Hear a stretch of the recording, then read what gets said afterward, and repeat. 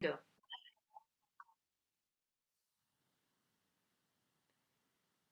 So, this afternoon, I'd like to speak about Maranasati, which is contemplation of death or contemplation of dying.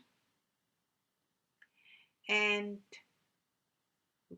generally it's remembering the Dhamma of death as a preparation to the vastness from which we come. It's all very mysterious. We are coming out of the womb of our mothers, and then we grow and we age and we get sick, and at one point then the body falls apart and goes back to from where it came, and it's kind of not, we can't grasp it with the intellect, we can't grasp it with the thinking mind. Where is it? Where did it go and where did it come from? But we can kind of, you know contemplate it and then allow ourselves to just intuitively understand. And this practice, which I'm going to share with you this afternoon, helps us to, get the mind directed in that way. And a Maranasati, or a recollection of death, is one of the three practices in the first establishment of mindfulness, in the Kaya Nupassana, the first of the four Satipatthana.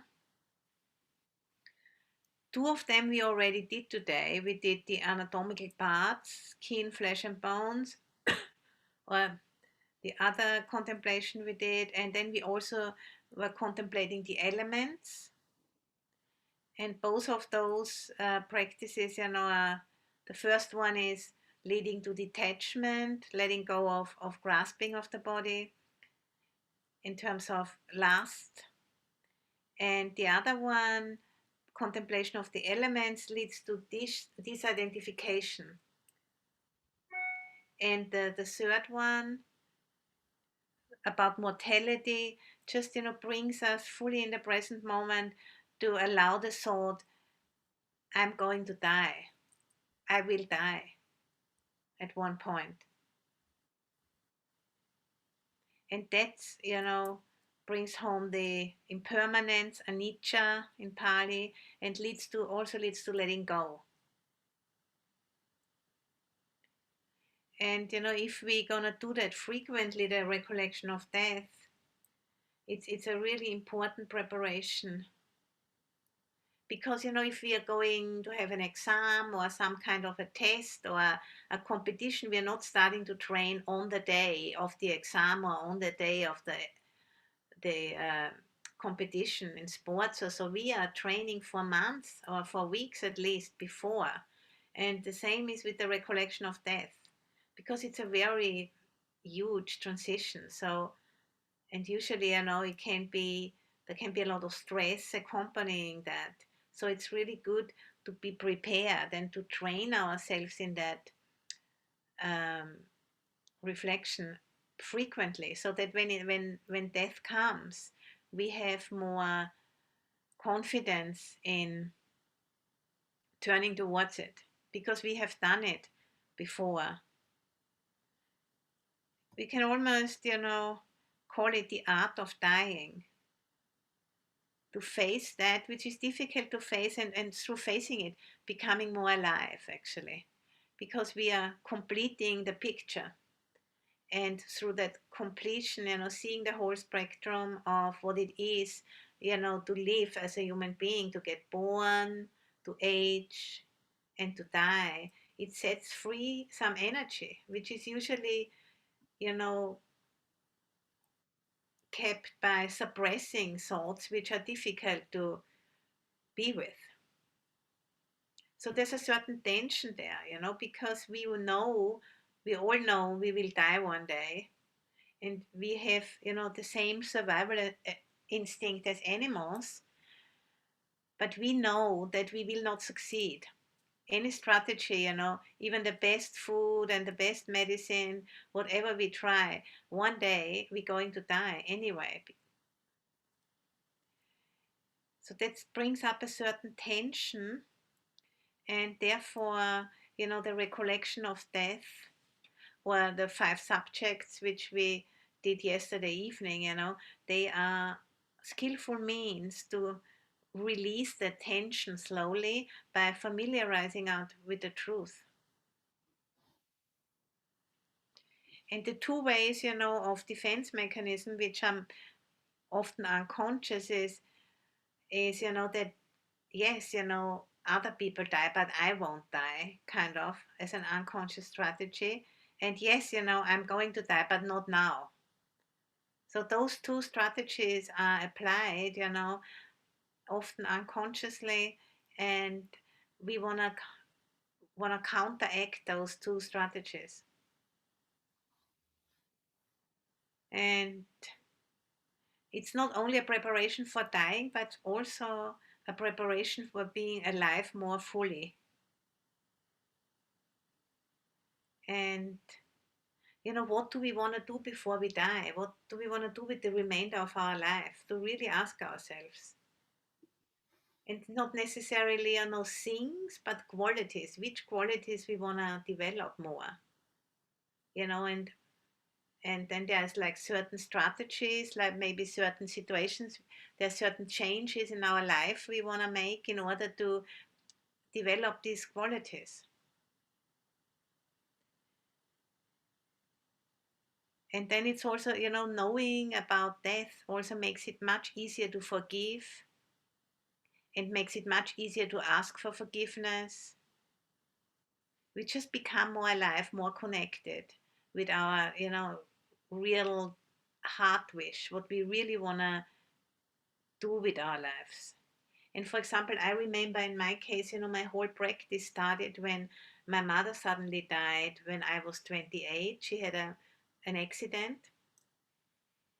And then after that, my whole life started to completely turn around within a few years, because I was so in shock, because I'd never considered that my mother would die, because she was just 48 at that time. And then I saw, how my father was also totally disoriented. My father, who I thought knows everything better than I do, you know. And then I had this very strong urge, to find someone who could tell me what it is all about, this life, and what I'm doing here. And I became very interested and open, for some sense of direction, for somebody, to help. And then within 1.5 years, I met my first teacher. And it's often said, when the student is ready, the teacher appears. And in my life, it was like this. And then when I met him, when I saw him, I immediately intuitively knew he knows. And that's how it all started. And then, I got drawn in deeper and deeper. And then a few years later, I became a novice nun. So it was the death of my mother which wheeled everything around. And I think, she has given to me birth twice. Once, when I was born as a baby, and then the second time when I was reborn at that time, after she died, and turned my whole life around. So it was that the mystery of all of this which completely pulled me in, and I wanted to understand, and I wanted to know what is going on. And because I think if we don't, consider and reflect on death, we can get easily lost in the world. And through reflection on that, the interest, in the world starts to fade out. And also, through the other recollection on aging, recollection on sickness, all of those things, if we really take that to heart, our interest in the world fades out. And what comes into the foreground is a sense of urgency. In the Pali language, is called samvega. And also a sense of disenchantment, because we know, the world can't give us what we are really looking for. Disenchantment in the Pali language is called nibbida. And if we translate that literally, it means not finding. Nibbida, not finding. because we can't find in the world what we are looking for. We can't find a real resting place in the world because the world is constantly changing. But we can find a resting place by letting go of attachment. That's what the refuges are all about. The refuge is showing us the direction where to turn. And it becomes more and more important not what we are doing, but how we are doing it. The how becomes more important. The qualities become more important than the things. And that, once we see that the only thing we can take with us when we die are the qualities of the mind, is the character disposition, then, we feel we really would like to practice because we understand this is the best investment we can make. We still need to have a life and we need a house and we need, a job and all of those things, of course, that's all needed. But it becomes very important how we are going about all of this. Because the house and the job won't come with us, but our mind will come with us. So this, reflection on death or Maranasati is the most radical, cutting edge practice in regards to impermanence, because it really brings it right here, and it brings tranquility and calmness and peace in our lives. It's kind of counterintuitive, because the culture tries to keep death out of sight, keeps it hidden because we think we can't handle it, but actually we can, because it's part of life and it's true, and we know that. Deep down, we know that.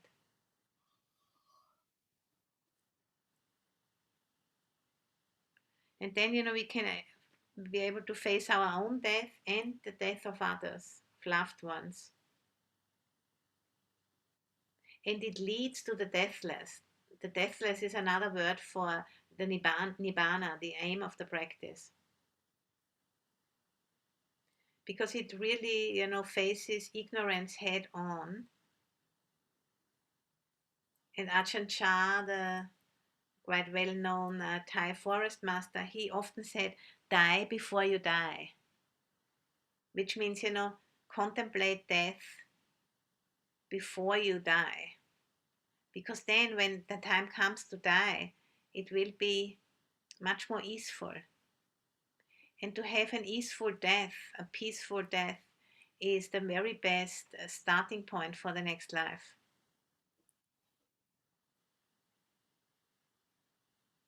Because it's a preparation for the mind, to be able to stay open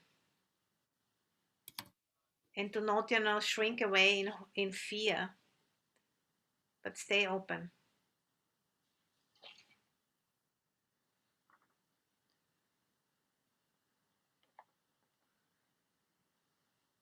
So very important practice and part of the first of the Satipatthana practices, because it is so important. And all of those three practices together, the body parts or the non-beautiful side of the body, elements, and recollection of death, those three are not difficult practices to do intellectually, but we need to do it on a regular basis and let it slowly but surely, change us.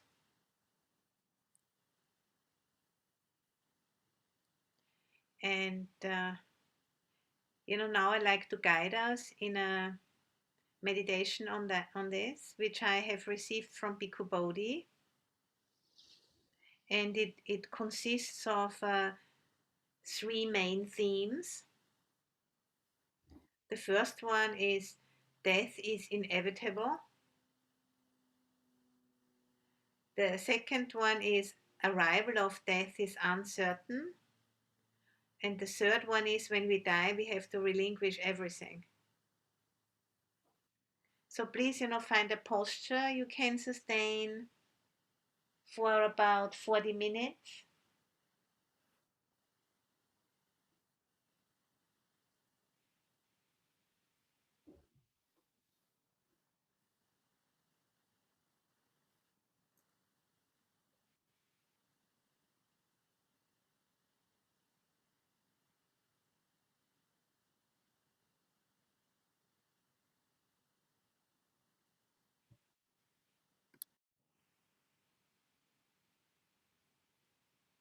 And becoming aware of the body, sitting and breathing in and breathing out,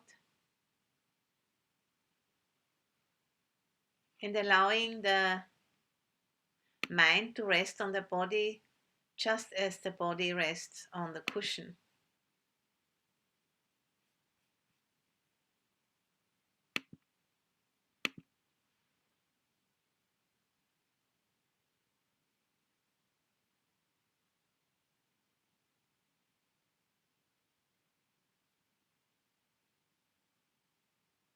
And bringing up again, your aspiration, your motivation. Why are you joining us for this weekend? Why are you meditating?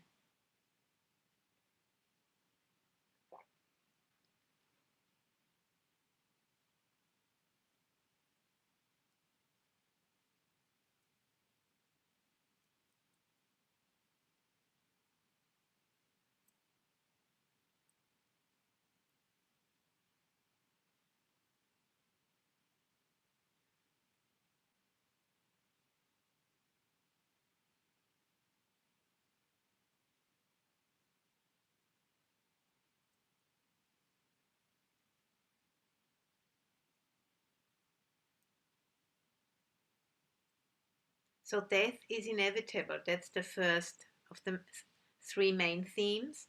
And now we're going to break that down into three sub themes, which we can consider. So you don't have to do anything in particular, just listening to my words and allowing the mind to deal with that. How do we know this? Every other being who lived before me has died. Powerful queens of the past, presidents, the wealthy, the famous, the glorious, the holy ones, all have died. I can't be an exception.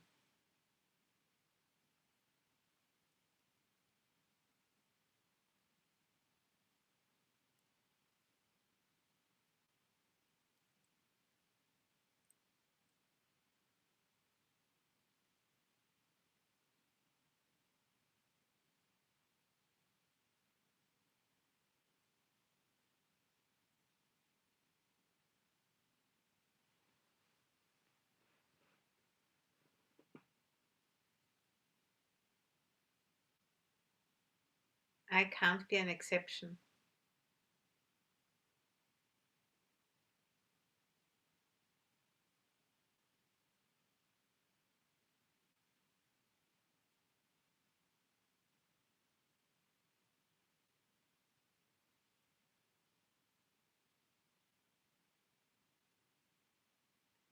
And then the next sub theme is death comes along at the moment of birth.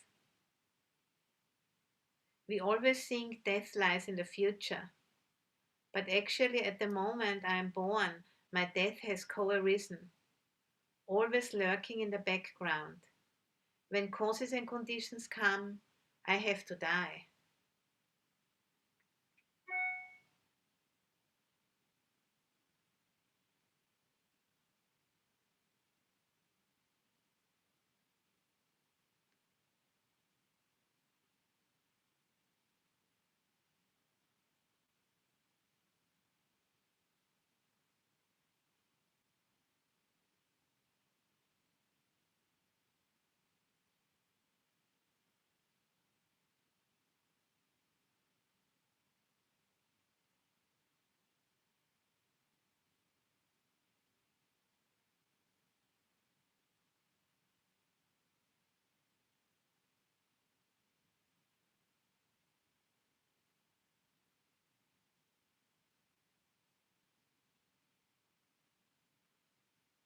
When causes and conditions come, I have to die.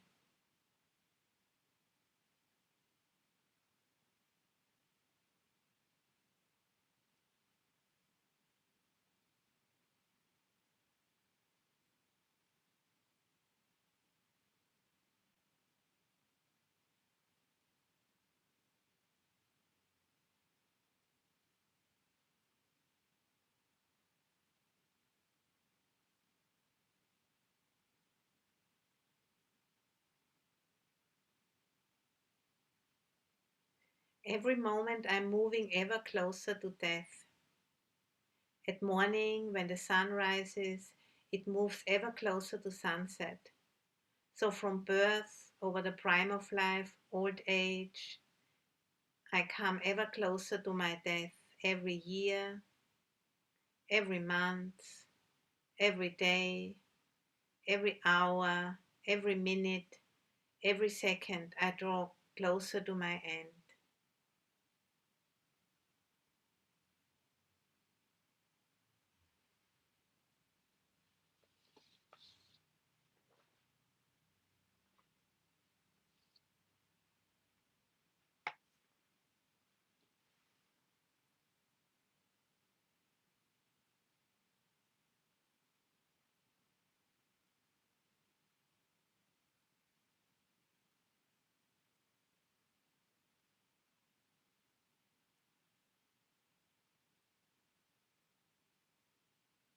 The arrival of death is uncertain.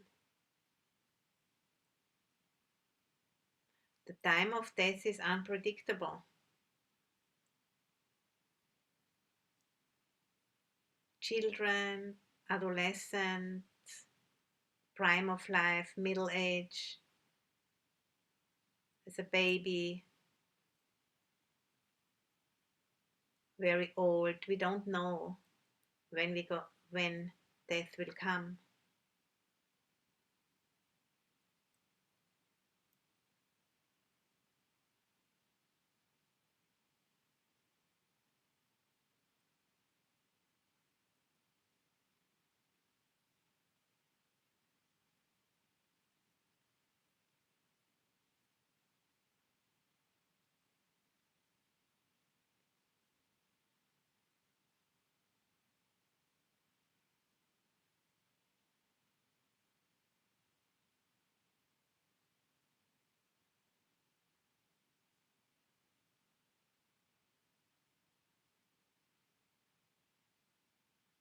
And the place of my death is unpredictable. It can be at home, in a hospital, on a plane, when we're out for a hike, driving, shopping. The place of my death is unpredictable.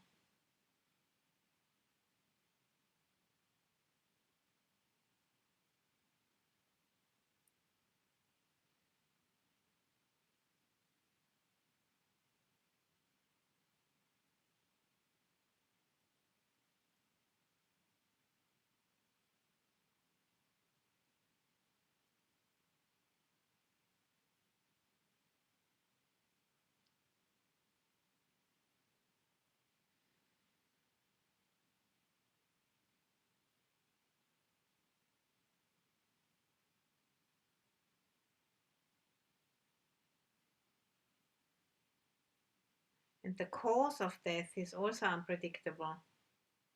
It can be an illness, an accident, can be something happening in nature,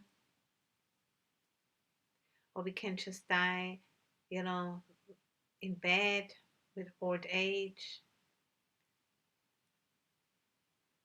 So many different causes.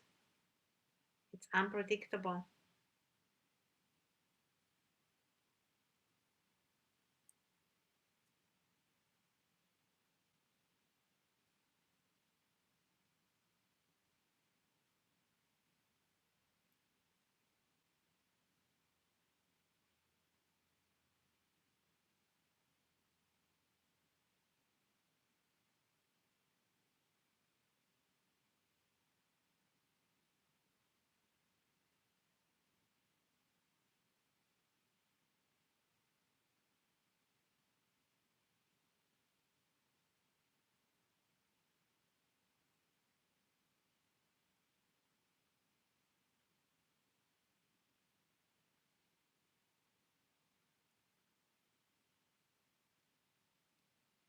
And when we have to die, we have to relinquish everything.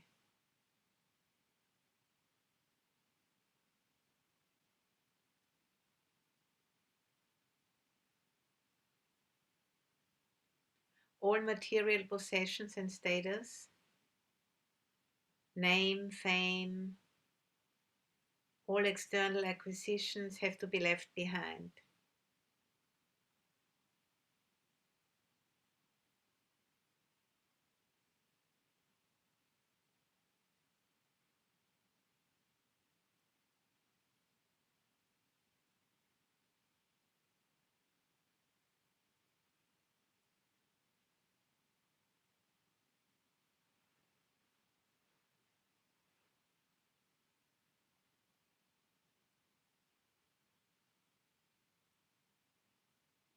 All who are near and dear to me have to be left behind, separated from parents, children, spouse, friends, relatives, pets.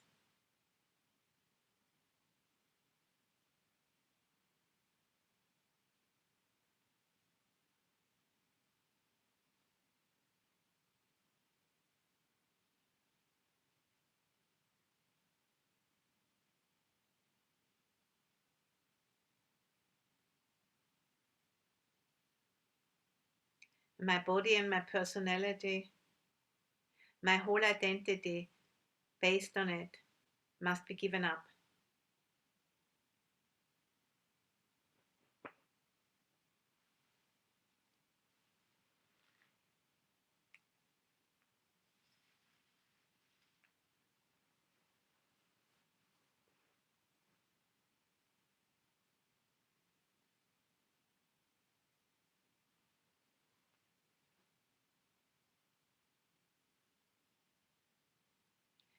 And the only thing we can take with us is our disposition of character, our karmic volitions, karmic formations, which we have been creating over this lifetime and over many lifetimes.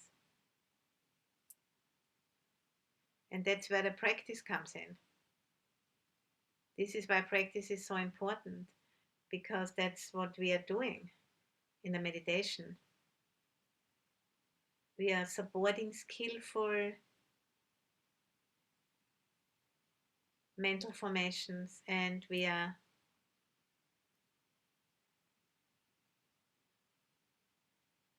deconstructing unskillful ones.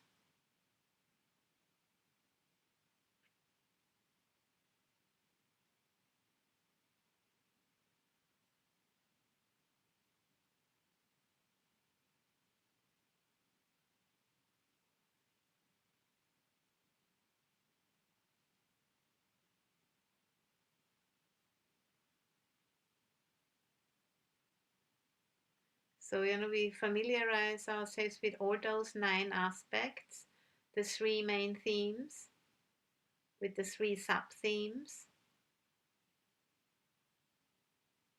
And then we can also go just once more through the 3 main themes. Death is inevitable.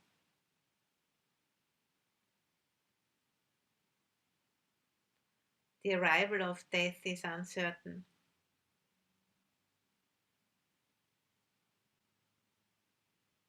When we die, we have to relinquish everything.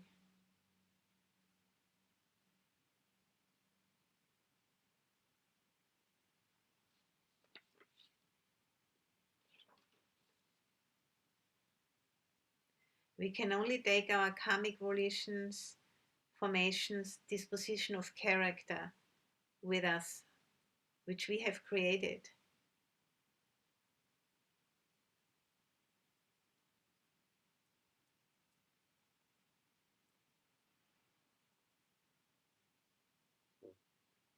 And then we can condense it all into one sentence. Death is inevitable.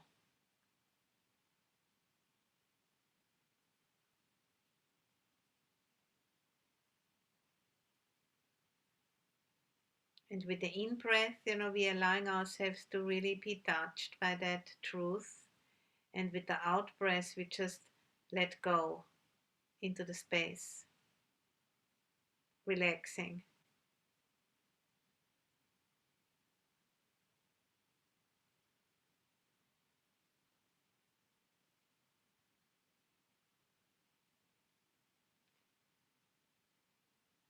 You can also invite the thought, this could be my last breath. And with the in breath, really allowing that to sink in, and with the out breath, letting go into the space, relaxing into the space.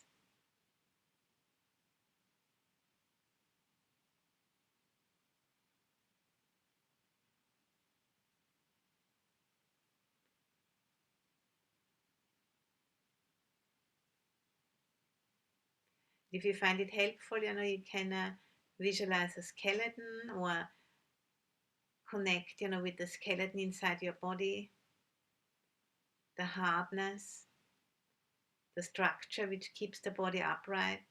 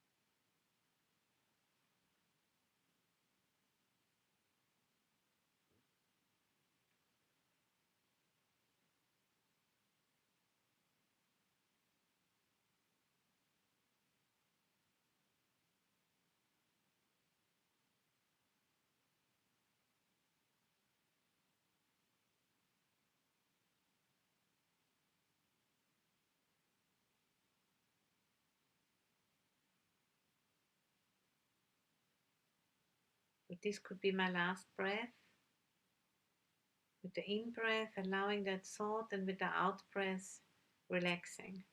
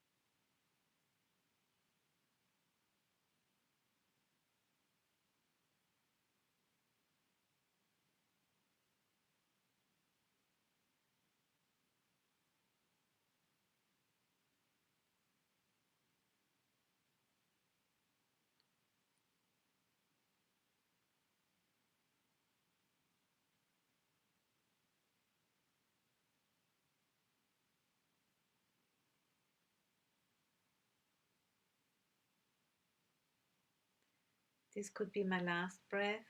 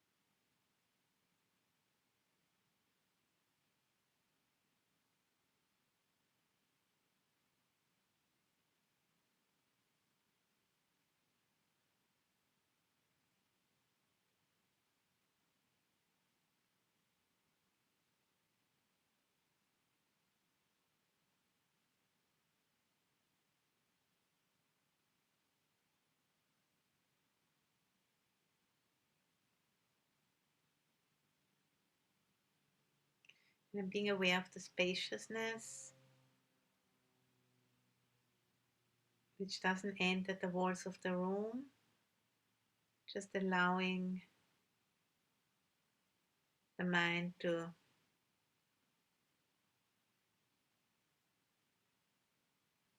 focus on the spaciousness.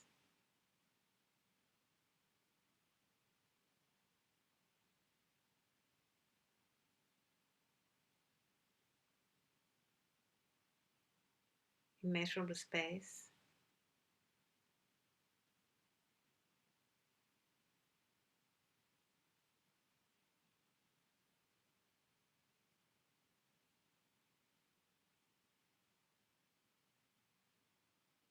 And allowing the body to just dissolve in space.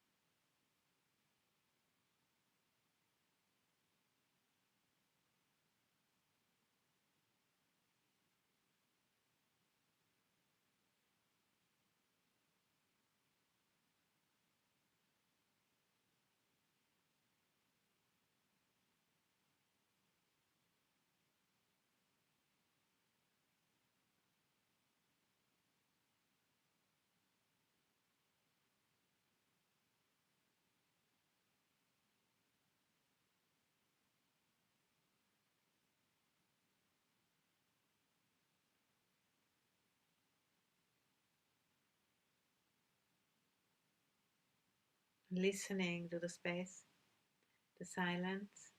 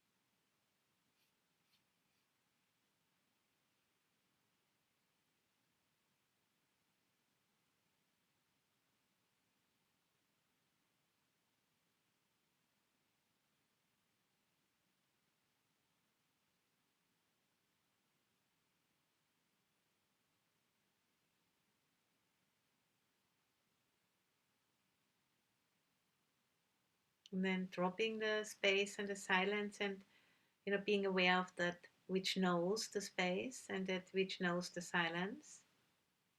Subject being aware of itself and dropping the object. Just like making a U-turn and being aware of awareness, being the knowing, conscious awareness, conscious knowing.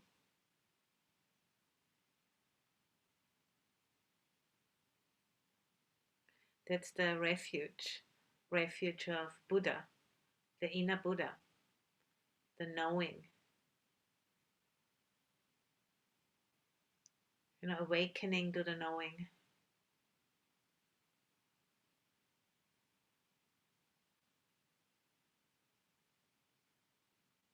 So the outer Buddha is a symbol for our inner Buddha, for the knowing.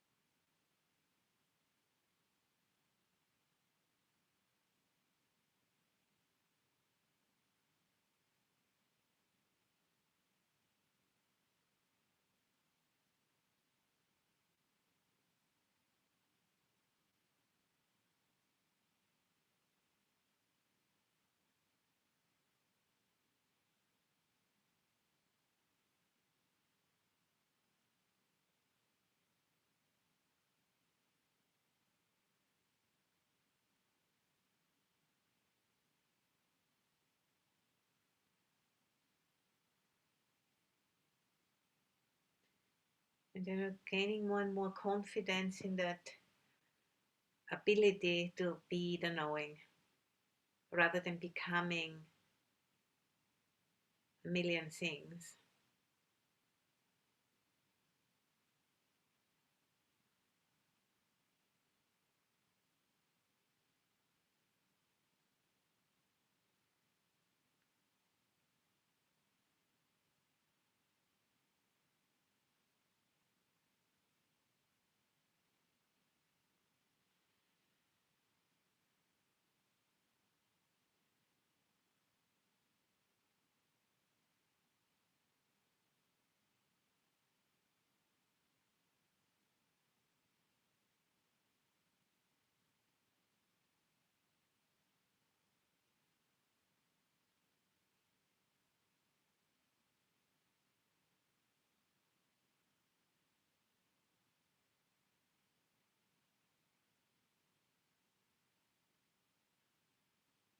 And resting as the knowing.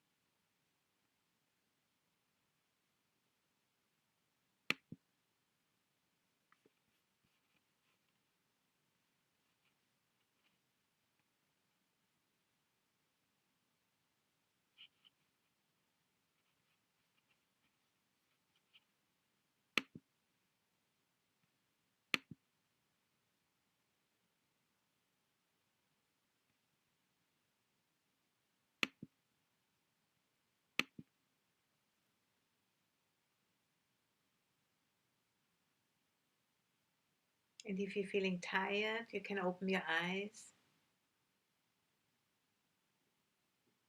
and notice that the clarity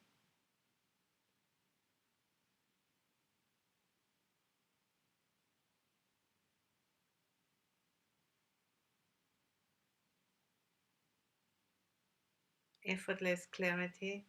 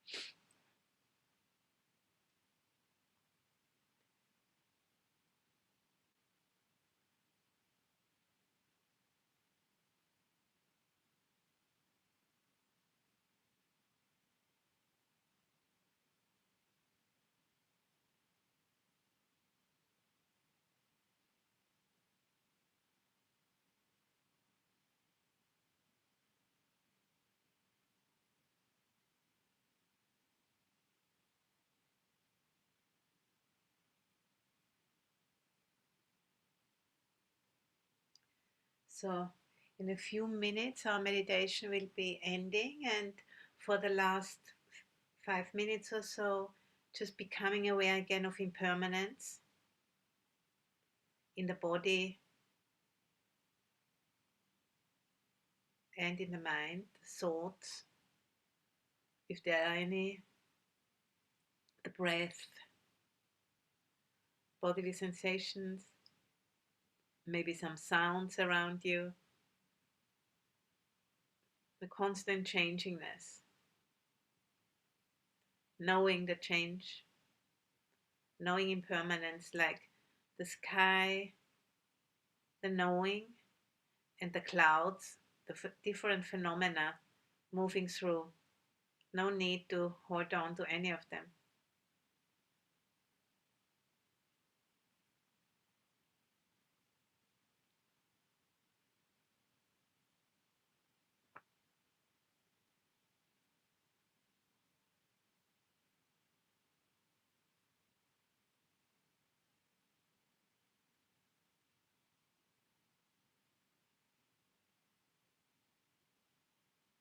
And the dying before you die is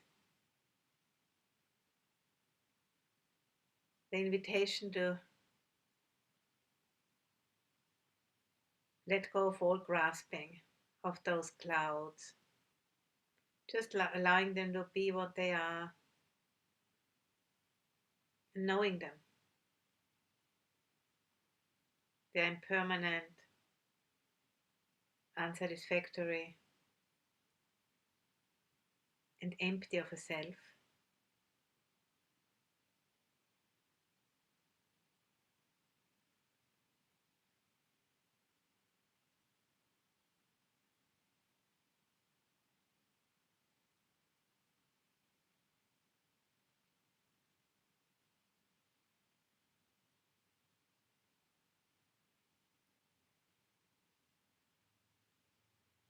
So, and when I'm ringing the bell, you just invited, to continue sitting or doing any other posture or kind of meditation which we would like to. And then we're going to come together again later in the evening, and there will be a break from 5 to 7. Sangamita will ring a bell at 5 for the break, and then we meet at 7 for the evening sitting, and then we have a session of Q&A and some chanting, so you can think about any questions you'd have and can bring them in the evening. And I wish you a good afternoon and evening. Trying, to really continue with cultivating awareness and mindfulness and not giving in to distractions too much.